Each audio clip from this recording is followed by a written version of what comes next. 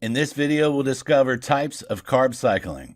Carb cycling represents an approach to dieting in which carb intake is alternated. There are no hard and fast rules about the basis on which you do this. Some people alternate daily, while others alternate on a monthly or weekly basis. Some people do long periods of high, moderate, and low-carb diets. Others vary their approach on a day-to-day basis. This means that there is no single type of carb cycling to suit everyone. Everyone should program their carb intake. They can do this to suit a range of factors. These include your own body composition goals, your rest days and training days, your scheduled refeeds, whether you're attending a competition or special event, the type of training you're undertaking and its intensity, your body fat level. Some carb cycling approaches involve 2 days of low carbs followed by a day of high carbs. This pattern repeats. Another approach is to have 2 days of high carb intake followed by 2 days of moderate carbs. There will then be 3 days of low carbs before returning to the beginning of the cycle. Usually, the protein intake will remain similar between all days. Fat intake, meanwhile, will vary depending on the intake of carbohydrates.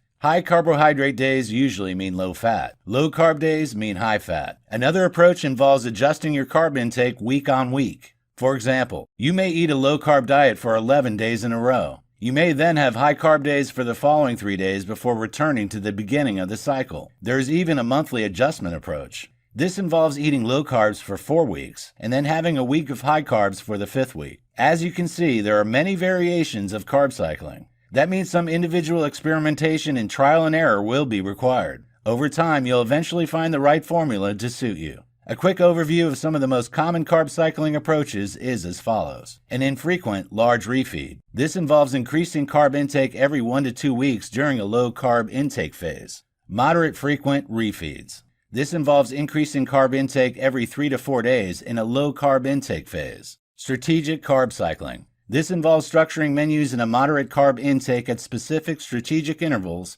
in a low carb intake phase. When you follow this approach, you'll steer away from a very high carb intake. It will therefore allow your metabolism to catch up to your dietary intake.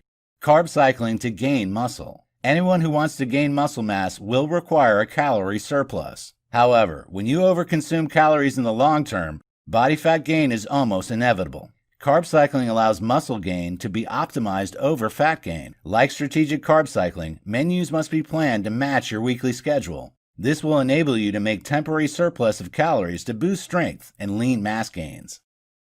In this video, we'll discuss which foods are good on a carb cycling regime. Before embarking on a carb cycling regime, you need to know more about what carbs are. You also need to know which ones are suitable to eat on this type of diet. Carbohydrates often have negative connotations. However, not all carbs are bad for you. Carbohydrates are essential in supplying energy. Here, we take a closer look at which ones you should be enjoying as part of your carb cycling lifestyle. What are good carbs? Alongside fats and proteins, carbs are one of the 3 main macronutrients. Carbs are needed to supply energy to the brain and body. Whenever you eat carbs, they're broken down during digestion into sugars. These sugars are then absorbed into the bloodstream. In response to the boost in blood sugar levels, the body releases insulin. It is needed to shuttle the sugar, called glucose at this stage, to the cells. This allows a quick energy boost to fuel activity. Carbohydrates also get stored in the liver and muscles as glycogen. This is a stored type of glucose. However, excess glucose also gets stored as fat.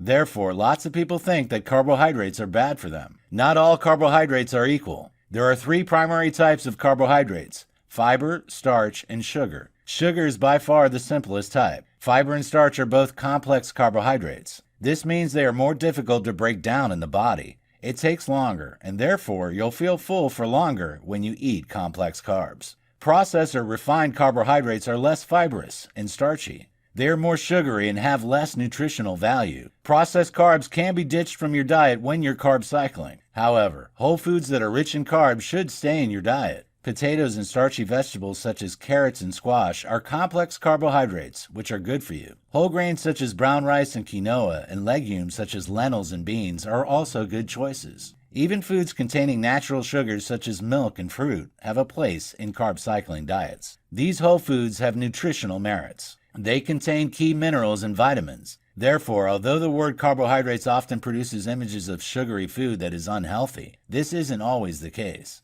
Complex carbs have a vital role to play in ensuring you have a healthy lifestyle. Of course, that doesn't mean that all carbohydrates can be included in a carb cycling diet. Some should always be avoided except as occasional treats. Yet there are lots of healthy sources of carbohydrate which have lots of beneficial minerals, vitamins, and fiber. They also taste great. Therefore, when planning out a high-carb day menu, you shouldn't see it as an excuse to binge on cookies. Instead, put your focus on healthy complex carb choices. Some recommended good carbohydrates include whole grains. Unmodified grains have many health benefits. They're very healthy and include quinoa, oats, and brown rice. Vegetables.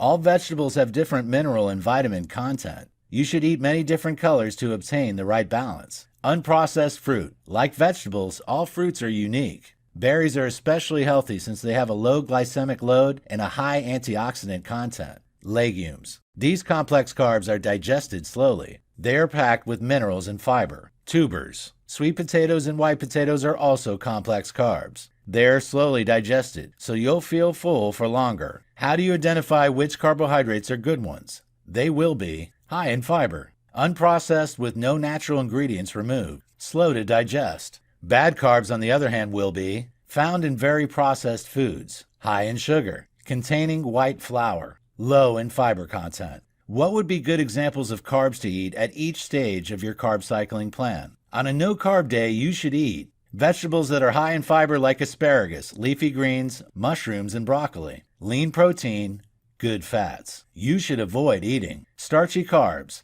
These include oats, rice, potatoes, and cereal. They also include starchy vegetables like squash, pumpkin, zucchini, and beans. Your total intake of carbs should be under 25 grams per day. All of these should come from fiber-filled vegetables. On low-carb days, you should eat fibrous vegetables, 2 to 3 servings of starch. All should be from clean sources like sweet potatoes, brown rice, fruit, starchy vegetables, and oats. They should be free from dairy, soy, and gluten. Starchy carbs should be eaten after your workout for the best results. On high carbohydrate days, you should eat up to 200 grams of carbs for a woman or 300 grams for a man. The total amount will vary to suit your activity level and size. Lots of lean protein, plenty of healthy fats. High carbohydrate days shouldn't be an excuse for binge eating. They are a way of systematically resetting your fat-burning and muscle-building hormones. Most of the fats should come from a clean source. However, if you're going to cheat, make sure you do it on one of these high-carb days.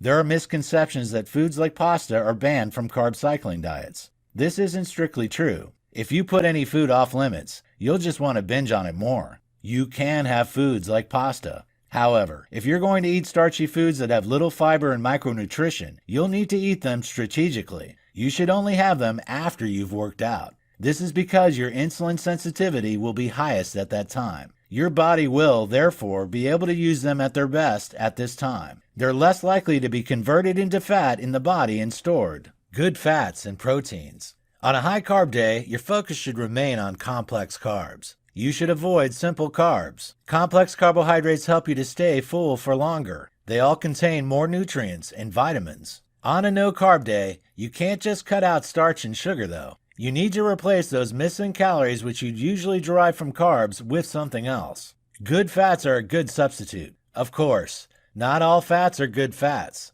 Carb cycling is different from a keto diet. In the keto lifestyle, consuming all fats is encouraged. Even sources of saturated fat such as cheese and bacon can be eaten freely. On a carb cycling regime, these sources should be avoided. Good fats that are focused on omega-3 fatty acids can be eaten freely. You can find these in healthy sources such as avocados, chia seeds, fish, and olives. Experts often recommend medium-chain triglycerides, such as MCT oil, on a carb cycling regime. These stimulate your neurological functions, even on days when you're not eating carbs. As well as good fats, you should make sure to eat plenty of lean protein. Protein contains no carbohydrates. Therefore, it can be eaten freely even on a no-carb day. Eggs, lean chicken, and fish are all good choices. They will help you feel full while boosting muscle growth.